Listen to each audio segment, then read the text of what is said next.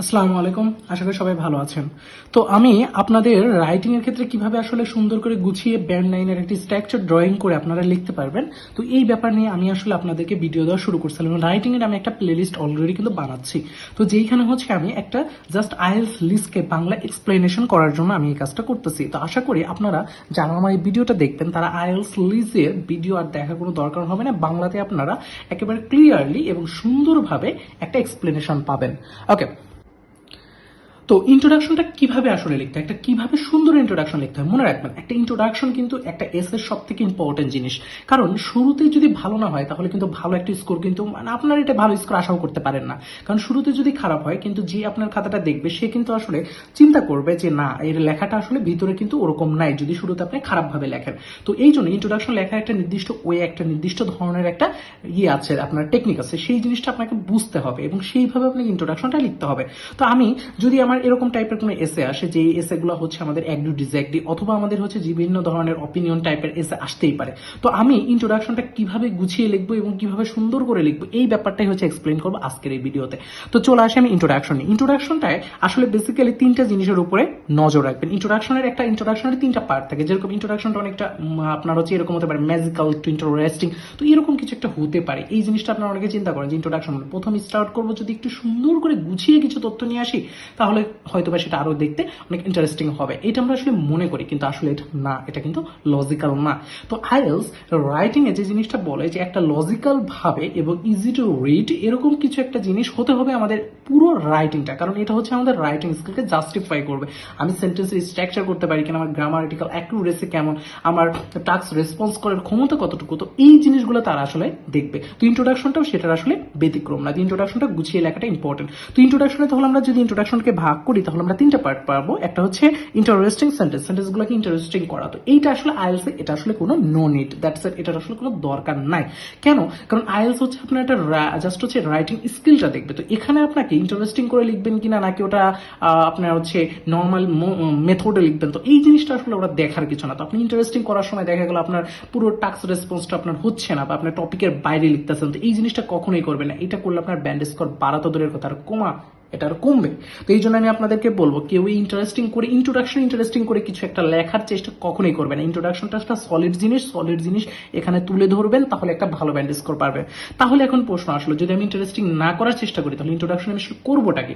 Introduction লেখার যে এটা সিস্টেম সেটা হচ্ছে প্রপার ওয়েটা হচ্ছে দুইটা জিনিস মনে রাখতে হবে। একটা হচ্ছে ব্যাকগ্রাউন্ড স্টেটমেন্ট, যে ব্যাকগ্রাউন্ড স্টেটমেন্টটা থাকবে সেটাকে হচ্ছে প্যারাফ্রেজ করা। তাহলে সব থেকে ইম্পর্টেন্ট কাজ হচ্ছে ব্যাকগ্রাউন্ড স্টেটমেন্ট, তার মানে আমার এখানে যে ব্যাকগ্রাউন্ডের স্টেটমেন্ট আমাকে দিবে যেই অনুসারে আমি লিখবো সেই ব্যাকগ্রাউন্ড স্টেটমেন্টটাকে আমি কি করবো, প্যারাফ্রেজ করবো। তো ওটাকে আমি কনভার্ট করবো প্যারাফ্রেজ স্টেটমেন্টে, শুধুমাত্র কনভার্ট সিস্টেম আর কিচ্ছু না। তো এই কনভার্ট করতে হবে চারটা মেথডে, কনভার্ট করতে পারবো চারটা মেথডে। এটা হচ্ছে সব থেকে লজিক্যাল চারটা জিনিস। সেটা হচ্ছে এক নম্বর হচ্ছে আমরা সিনোনিম ইউজ করে, তো সিনোনিম ইউজ করে সব থেকে ইজিতে ইন্ট্রোডাকশন প্যারাফ্রেজ করা যায়।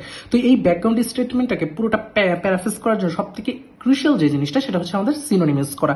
দুই নম্বর যে জিনিসটা সেটা হচ্ছে বিভিন্ন ধরনের রিলেটেড ওয়ার্ড, দ্যাটস ইট। এটা কখনোই কি করবে না, কোনো আমার স্টেটমেন্ট যেটা থাকবে সেই ব্যাকগ্রাউন্ড স্টেটমেন্টের ভাইবটা চেঞ্জ করবে না, ওইটা রিলেটেডই এমন কোনো ওয়ার্ড যে ওয়ার্ডটা ওইটার সাথে যায়, তো এরকম ওয়ার্ড আমরা এক্সট্রা অ্যাড করতে পারি। আরেকটা জিনিস হচ্ছে ভার্বের ফর্ম চেঞ্জ করা। আমরা চাইলে ভার্বের ফর্ম চেঞ্জ করতে পারি, ভার্বের ফর্মটা চেঞ্জ করে ওই রিলেটেডে রাখলাম যেখানে অর্থের কোনো চেঞ্জ হবে না। তাহলে আসি হোয়াট ইজ প্যারাফ্রেজ। তো প্যারাফ্রেজ শব্দের অর্থটা কি? প্যারাফ্রেজ আমরা বুঝলাম যে প্যারাফ্রেজ আমরা ইজিলি এই তিনটা মেথডে ইজিলি করতে পারবো। আর একটা হচ্ছে প্যাসিভ করে, প্যাসিভ এখানে করার কোনো দরকার নয়। তো আমি বলবো এই তিনটা দিয়ে হচ্ছে করাটা সব থেকে ইজি অ্যান্ড হচ্ছে এটা সব থেকে লজিক্যাল হবে। তো এখন আমি আসি হচ্ছে প্যারাফ্রেজিং জিনিসটা আসলে কি বোঝায়, প্যারাফ্রেজ মানে আসলে কি? প্যারাফ্রেজ মানে হচ্ছে আপনি এইখানে যে ব্যাকগ্রাউন্ড স্টেটমেন্ট আপনাকে দিবে সেইটার অর্থ, যে অর্থটা বহন করতে সেই অর্থটা হুবহু সেম রেখে আপনি এখানে নতুন ধরনের কিছু একটা সেন্টেন্সের স্ট্রাকচার নিয়ে আসতে পারেন, অথবা সেন্টেন্সের নতুন ধরনের আপনি হচ্ছে এর সিনোনিম ইউজ করে ওয়ার্ড চেঞ্জ করতে পারেন, কিন্তু এইখানে যে অর্থটা বোঝাবে সেই অর্থটা কিন্তু কোনোভাবেই চেঞ্জ হবে না। যদি অর্থ চেঞ্জ হয়ে যায় তাহলে কিন্তু আপনার প্যারাফ্রেজের যে ক্রাইটেরিয়াটা সেটা কিন্তু আসলে ফিল হবে না। তো এই জিনিসটা কিন্তু মাথায় রাখবেন সবাই। তো এইবার আসি হচ্ছে কি, আচ্ছা সেম মিনিং থাকতে হবে, তাহলে এটা অলরেডি আমরা বুঝিয়েছি, সেটা হচ্ছে কি মিনিংটা কি হতে হবে, সেম থাকতে হবে। তো মিনিং কি হতে হবে, সেম থাকতে হবে, আমরা এটা সবাই বুঝলাম। ওকে, এইবার আসি এই ইন্ট্রোডাকশনের প্রথম পার্টটা। তো তাহলে যেটা আমাদের দরকার সেটা হচ্ছে আমরা কি একটা সেন্টেন্স লিখবো হচ্ছে ব্যাকগ্রাউন্ড স্টেটমেন্ট। তাহলে ইন্ট্রোডাকশনে আমাদের হচ্ছে দুইটা সেন্টেন্স। তো আমরা ইন্ট্রোডাকশনে কয়টা সেন্টেন্স লিখবো? দুইটা সেন্টেন্স লিখবো। এর মধ্যে একটা সেন্টেন্স হচ্ছে কি ব্যাকগ্রাউন্ড স্টেটমেন্ট, মানে ব্যাকগ্রাউন্ডে মানে ওইখানে স্টেটমেন্ট যেটা, সেই ব্যাকগ্রাউন্ড স্টেটমেন্টকে প্যারাফ্রেজ করা, এটা হচ্ছে আমাদের একটা সেন্টেন্স হবে। আর দুই নম্বর যে সেন্টেন্সটা হবে সেটা হচ্ছে থিসিস স্টেটমেন্ট, মানে ওই রিলেটেড আরো একটা নতুন আইডিয়া আমাকে জেনারেট করতে হবে এবং যেই আইডিয়া উপরে আমাকে লিখতে হবে। এইটার উপরে 25% মার্ক আছে, কারণ টাস্ক রেসপন্সে হচ্ছে আপনার 25% মার্ক। তো এই জায়গায় কিন্তু আইডিয়া জেনারেট করে এবং সেই আইডিয়াকে ব্রড করা, এই জায়গায় যদি আপনি না ভালো কিছু লিখতে পারেন তাহলেও কিন্তু আসলে এখানেও ব্যান্ড স্কোর কমার একটা সম্ভাবনা আছে। তাহলে আমি ইন্ট্রোডাকশনের দুইটা সেন্টেন্স আমরা লিখবো। আমি একবার আপনাদেরকে গুছিয়ে দিব, একবারে বুঝাই দিচ্ছি কোন দুইটা সেন্টেন্স লিখবেন, কিভাবে লিখবেন সেটাও বলবো। তাহলে ইন্ট্রোডাকশনে প্রথমে আমি আসলাম কি, ইন্ট্রোডাকশনে হচ্ছে আমরা কি দুইটা সেন্টেন্স লিখবো। একটা হচ্ছে কি ব্যাকগ্রাউন্ড স্টেটমেন্ট, শুধুমাত্র এটাকে প্যারাফ্রেজ করবো। আর দুই হচ্ছে কি থিসিস স্টেটমেন্ট, যেটা হচ্ছে ওই রিলেটেড নতুন একটা কি আনবো, আইডিয়া জেনারেট করবো এবং সেই আইডিয়াটাকে আমরা এক্সটেন্ড করবো এবং সেই আইডিয়ার উপরে আমরা অ্যাগ্রি হয়েছি নাকি ডিসঅ্যাগ্রি হয়েছি সেটা আমরা জানাবো। তো অপিনিয়ন হলো অপিনিয়নটা আমরা মতামত দিব, এই জিনিসটা করব। তো এখন আমি আসি, আমরা একটা স্টেটমেন্ট নিয়ে আসি। তো আমি এখানে দেখতে পাচ্ছি the best way to improve health is to do regular exercise is hot extend to do your agree. তো এইরকম এখানে শর্ট করে কিন্তু লিখছে স্টেটমেন্টটা। তো আমরা এখন কাজ করব, এইটাকে নিয়ে আমরা একটু কাজ করব। তো এইটাকে আমরা এখন ইন্ট্রোডাকশনে কিভাবে লিখবো, এই ব্যাকগ্রাউন্ড স্টেটমেন্ট যে পার্টটা, এইখানে আমরা এখন কি করব, এখানে আমরা কিভাবে লিখবো, কিভাবে প্যারাফ্রেজ করি, স্টেটমেন্টটাকে প্যারাফ্রেজ করব।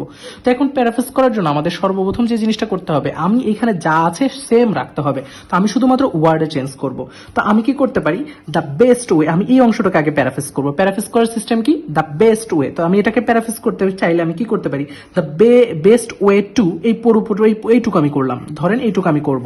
তাহলে দ্য বেস্ট ওয়ে টু, এই অংশটুকু আমরা করলে তো কি হয়, এই রিলেটেড কিছু একটা আনতে হবে। আমি এই রিলেটেড কোন একটা জিনিস আনলাম, ধরেন আমি এই রিলেটেড আনলাম হচ্ছে কি দ্য মোস্ট ইফেক্টিভ মেথড। তো আমি কি আনলাম, দ্য মোস্ট ইফেক্টিভ মেথড। দেখেন আমার ওখানে ছিল বেস্ট ওয়ে, তা আমার কি ছিল, দ্য বেস্ট ওয়ে টু। আমি সেই রিলেটেডই দেখেন আসছি দ্য মোস্ট ইফেক্টিভ। আমি বেস্টকে কি করলাম, মোস্ট ইফেক্টিভ দিলাম। ইফেক্টিভের আগে কি করলাম, মোস্ট ইউজ করলাম। এইটা ইউজ করার জন্য আমার এটাকে আরো সুন্দর লাগতেছে, তো আমি দ্যাটস ইট, মোস্ট ইউজ করার জন্য।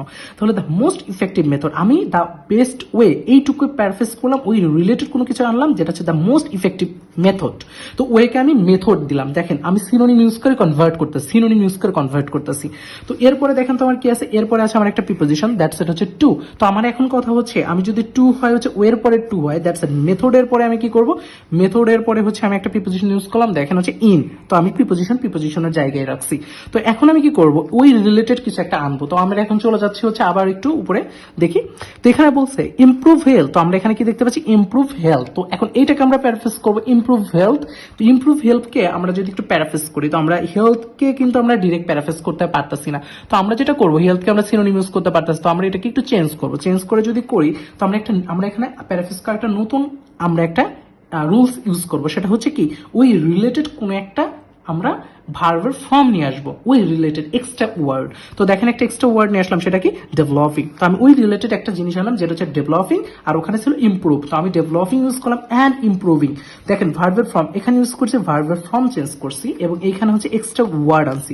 তো এখানে দুইটা জিনিস আমি অ্যাপ্লাই করছি, দেখেন প্যারাফ্রেজ করছি কত সুন্দর করে। তো এখানে হচ্ছে কি ডেভেলপিং, তাহলে এখানে কি আসলো ডেভেলপিং, আর এখানে আসলো ইমপ্রুভিং। ইমপ্রুভিংটা হচ্ছে ভার্বের ফর্ম চেঞ্জ করছি, উপরে ছিল ইমপ্রুভ, ইমপ্রুভের সাথে ইমপ্রুভিং, দেখেন ভার্বের ফর্মটা চেঞ্জ হয়ে গেছে। তো এই টেন্স, এই ভার্বের ফর্মটা চেঞ্জ হয়ে গেছে। আর এখানে কি ছিল ডেভেলপিং, দেখেন এখানে এন্ড এর আগে আছে কি ডেভেলপিং, এন্ড এর পরেও কি ইমপ্রুভিং। তো এন্ড দিয়ে আমি কি করলাম, দুইটা লিঙ্ক করে দিলাম, দুইটা ওয়ার্ডের ফর্ম দুইটা আমরা লিঙ্ক করে দিলাম। তো এখানেও দেখা যাচ্ছে ভার্বের সাথে আমরা আইএনজি, এখানেও ভার্বের সাথে আইএনজি, মানে আমরা কিন্তু স্ট্রাকচারটা সেম রেখে দুইটাকে লিঙ্ক করে দিলাম একটা নতুন ওয়ার্ড এনে, সেম ভাইবের মানে সেম ধরনের অর্থ চেঞ্জ হচ্ছে না। তো এইটা চেঞ্জ না হলে প্যারাফ্রেজের ক্রাইটেরিয়া হচ্ছে মেইনটেইন করে এবং আমাদের জন্য কি এটা বেটার কিছু হবে। তো এরপরে আমরা কি আসলো হেলথ। তো আমরা তারপরে কি দিয়ে ইউজ করতেছি, হেলথ যা আছে, হেলথকে তো চেঞ্জ করতে পারবো না, তো এগুলোকে চেঞ্জ করা যায় না। তো এরপরে দেখেন তো এখানে কি ইউজ করতে পারি, সেটা হচ্ছে is to do regular exercise. তো এইটাকে এখন আমরা একটু প্যারাফ্রেজ করার চেষ্টা করবো, is to do regular exercise. তো এটাকে যদি আমরা প্যারাফ্রেজ করার চেষ্টা করি, তাহলে আমরা চলে যাচ্ছি এখানে একটু দেখি প্যারাফ্রেজ করি। দেখেন কনসিডার টু বি, ইজ টু ডুকে আমি কি করলাম, consider to be, consider to be, consider to be and daily. দেখেন রেগুলারকে আমি ডেইলিতে কনভার্ট করে দিলাম, রেগুলারকে কি করলাম ডেইলি, এক্সারসাইজকে তো আর কনভার্ট করতে পারতেছি না, তো এইটাকে রাখলাম। তো এরকম হেলথ আর এক্সারসাইজ এই দুইটা ওয়ার্ডকে আমি শুধু শুধু চেঞ্জ করি না, বাকি সবটাকে আমি চেঞ্জ করছি। আমি আবার বুঝাই, আমি দ্য বেস্ট ওয়েকে লিখলাম দ্য মোস্ট ইফেক্টিভ মেথড, তারপরে ইন, আমি এখানে প্রিপোজিশনের কিন্তু আমরা এখানে চেঞ্জ হচ্ছে ইন এবং ডেভেলপিং, ডেভেলপের আগে ইন বসতেছে, এখানে টু ইমপ্রুভ ছিল, that's it. In developing and improving, ভার্বের ফর্ম চেঞ্জ করলাম, এখানে একটা টেকনিক খাটাইলাম কি ভার্বের ফর্ম চেঞ্জ করলাম। তো আপনারা এরকম প্যারাফ্রেজ করার সময় ভার্বের ফর্ম চেঞ্জ করতে পারেন, অনেক সময় আইএনজি যোগ করে আপনারা করতে পারেন, এটা করতেই পারেন। তারপরে দেখেন হচ্ছে হেলথ, হেলথ হেলথ যা আছে এটাই, কারণ হেলথ কেয়ার তো চেঞ্জ করা যায় না। তারপরে দেখেন ইজ টু ডু, ওটাকে আমি চেঞ্জ করে আমি ইউজ করলাম consider to be, consider to be, that's it. আমি কিন্তু সম্পূর্ণটা চেঞ্জ করার চেষ্টা করতেছি, প্রতিটা জিনিস চেঞ্জ করার চেষ্টা করতেছি, প্রতিটা ওয়ার্ডের সিনোনিম ইউজ করতেছি। এইটাই হচ্ছে প্যারাফ্রেজিং। যখন আপনি 100% এটা অ্যাকিউরেটলি করতে পারবেন, এটাই হচ্ছে আপনার একটা সুন্দর প্যারাফ্রেজিং এবং সুন্দর একটা ব্যাকগ্রাউন্ড স্টেটমেন্ট তৈরি হবে। তো এই হচ্ছে আমরা কি ব্যাকগ্রাউন্ড স্টেটমেন্ট আমরা তৈরি করলাম, যেটা ফুললি প্যারাফ্রেজ করে ক্রিয়েট করলাম, দ্যাটস ইট। এটাকে আমরা প্যারাফ্রেজিং স্টেটমেন্ট অথবা ব্যাকগ্রাউন্ড স্টেটমেন্ট ক্রিয়েট করে ফেললাম। তো এইটাই হচ্ছে আমাদের ইন্ট্রোডাকশনের সব থেকে বেস্ট একটা সেন্টেন্স আমরা বানায় ফেললাম, যেটা হচ্ছে আমাদের ব্যাকগ্রাউন্ড স্টেটমেন্ট, প্রথমটা আমরা যেটা প্যারাফ্রেজ করে ফেলছি। ওকে, এইবার আসি হচ্ছে আমাদের 2 নম্বর কাজ হচ্ছে থিসিস স্টেটমেন্ট। এই থিসিস স্টেটমেন্ট জিনিসটা আসলে কি, থিসিস স্টেটমেন্টটা কি আসলে, এইটা হচ্ছে আমি এখন নতুন রিলেভেন্ট একটা আইডিয়া জেনারেট করবো, যে আইডিয়াটা হচ্ছে আমি এর সাথে বলবো, বলে আমি সেকেন্ড সেন্টেন্সটা লিখবো, কারণ ইন্ট্রোডাকশন আমাকে 2টা সেন্টেন্স লিখতে হবে। একটা হচ্ছে আমি পুরোটা প্যারাফ্রেজ করবো, যা আছে তাই সেটা প্যারাফ্রেজ করবো, that's it, it's called background statement. And আমি সেকেন্ড যেটা করবো সেটা হচ্ছে থিস স্টেটমেন্ট। তো এটা নিয়ে আমরা একটু কাজ করবো। আচ্ছা, তো এখন আসি আমরা থিসিস স্টেটমেন্ট কিভাবে জেনারেট করব। দেখেন, থিসিস স্টেটমেন্টটা খুবই সহজ, একেবারে সিম্পল, ইজি টু। আমরা হচ্ছে রিডে সবসময় কাউন্ট করবো যে আমরা এটাকে লজিক্যাল হতে হবে যেন আমাদের ইজি টু রিড থাকে। তো এর মেইন কারণ হচ্ছে আমার এখানে এমন কিছু জিনিস আমি ইন্ট্রোডাকশন ইউজ করবো না যেটা আসলে গুরুগম্ভীর বা যেটা আসলে অনেক বেশি পরিমাণে ধরেন হচ্ছে আসলে বুঝবেন না, এরকম টাইপের কিছু কখনোই অ্যাপ্লাই করার চেষ্টা করবে না ইন্ট্রোডাকশনে।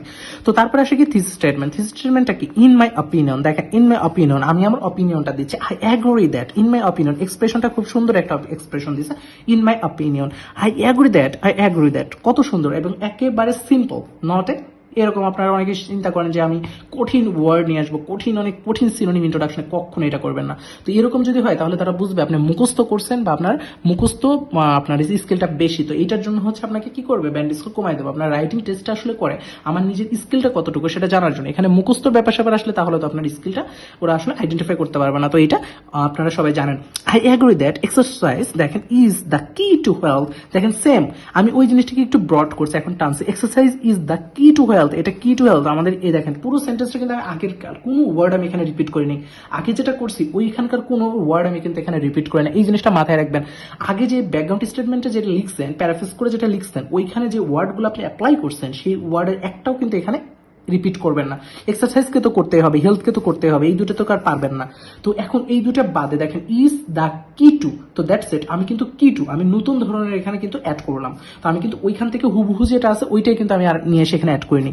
সাথে দেখেন আমি একটা হাউএভার দিয়ে দিলাম, however I also believe that diet is important. আমি নতুন ওই রিলেভেন্ট টাইপের আরো একটা কি আইডিয়া নিয়ে আসলাম। এটা আমার নতুন আইডিয়া, যে আইডিয়াটা হচ্ছে ওর সাথে, কারণ আমি বডিতে 2টা আইডিয়া লিখবো। আমার বডি প্যারাগ্রাফ 1 একটা আইডিয়া এক্সপ্লেন করবো, বডি প্যারাগ্রাফ 2 তে একটা আইডিয়া এক্সপ্লেন করবো। তো আমার যে 2টা আইডিয়া না থাকে তাহলে কিন্তু আমি ভালো করে লিখতে পারবো না। তাই আমাদের কি হবে, 2টা আইডিয়া মিনিমাম আমাদের লাগবে। তো আমি কি করলাম, ওই রিলেটেড ওই রিলেভেন্ট আর একটা আইডিয়া আমি নিয়ে আসলাম, সেটা হচ্ছে ডায়েট।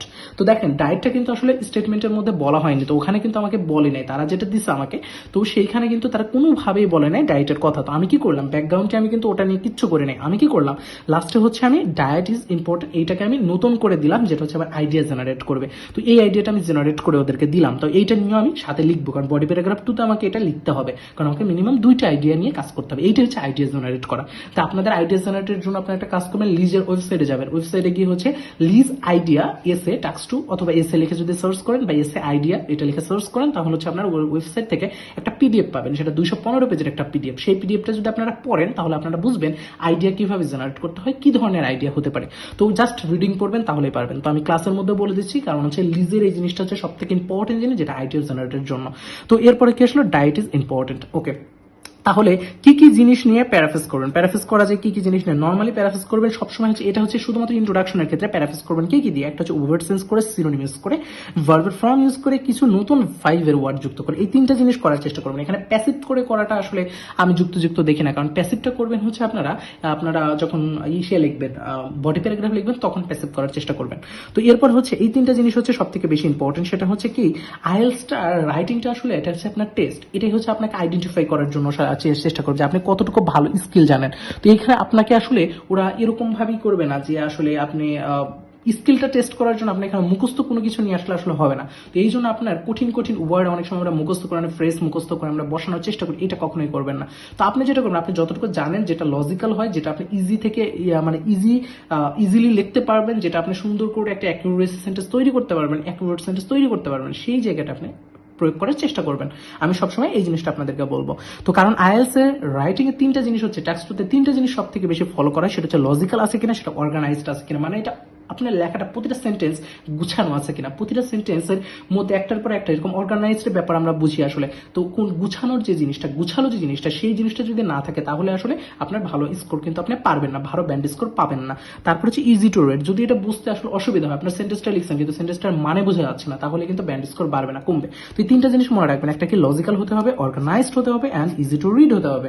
অ্যান্ড মনে রাখবেন, আপনি যখনই হচ্ছে এখন যদি গুনেন যে ব্যাকআউট স্টেটমেন্ট আর থিসিস স্টেটমেন্ট, এই দুইটাই যদি গুনেন, গুনার পরে আপনি কিন্তু পাবেন মোটামুটি হচ্ছে 35 থেকে 45 এরকম কিন্তু আপনাকে লিখতে হবে শুধু ইন্ট্রোডাকশনের মধ্যে ওয়ার্ড। তো ওয়ার্ড লিমিট কিন্তু থাকতে হবে মিনিমাম আপনাকে 40 ওয়ার্ডের মধ্যে ইন্ট্রোডাকশনটা লিখতে হবে, কারণ ইন্ট্রোডাকশনটা যদি আপনি 40 ওয়ার্ডে লিখেন তাহলে আপনার গুছানো একটা ইন্ট্রোডাকশন হবে, খুব সুন্দরভাবে ইন্ট্রোডাকশনটাকে ভাইবটা বুঝাইতে পারবেন, ইন্ট্রোডাকশন আসলে অর্থটা আপনি তাকে বুঝাইতে পারবেন। তো এই হচ্ছে মেইন কাজটা। তো এইভাবে যদি আপনারা আসলে ইন্ট্রোডাকশনটা লেখেন, আমি শিওর যে আপনাদের একটা ভালো ব্যান্ড স্কোর আসবে, কারোই সাতের নিচে নামবে না যদি এইভাবে গুছিয়ে লিখতে পারেন।